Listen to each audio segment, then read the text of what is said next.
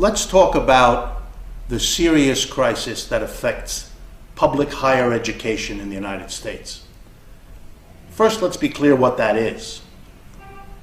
In the United States in the year 2011, approximately 15 million of our citizens attend colleges and universities.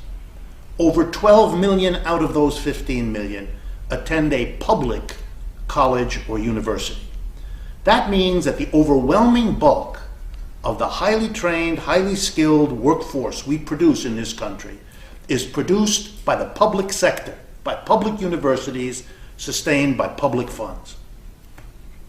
The future of the American economy depends as much on the quality and the quantity of these well-trained college and university graduates as it depends on anything. Our future as an economy and as a society is in many senses dependent on public higher education.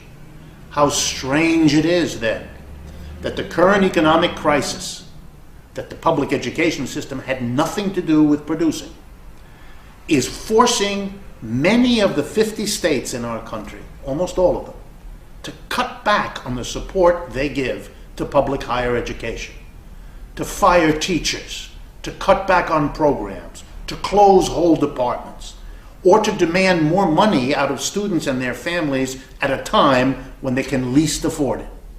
We are damaging the most important institution that trains our workforce and that will shape our economy.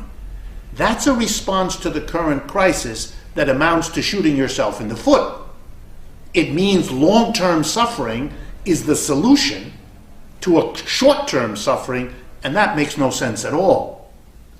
Let's be real clear that something deep and dangerous is happening here, because there are other reasons beside the crisis for taking out the problems of our states on the backs of public higher education.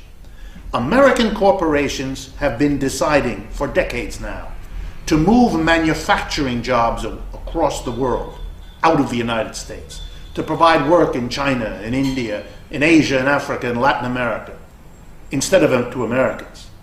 Over recent years, there's now a flood of moving jobs that are not manufacturing, that are supervisory, that are technical, that are professional. Those are the kinds of jobs for which university education is required. And American corporations have decided it's cheaper to hire an engineer, a draftsperson, a technically equipped graduate from a cheaper university system in India than one here in the United States.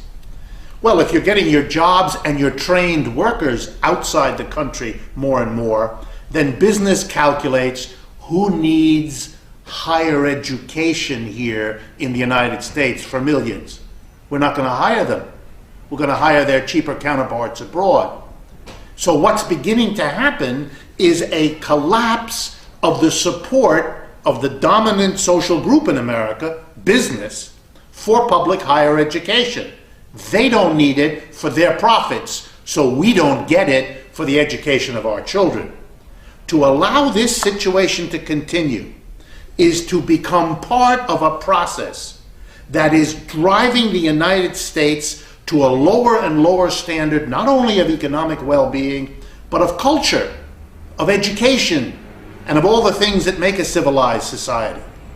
It is long past due for the people of this country to recognize that so long as what governs business decisions are the bottom line of profits, not only are the jobs disappearing, but the educational system of the United States is being deconstructed.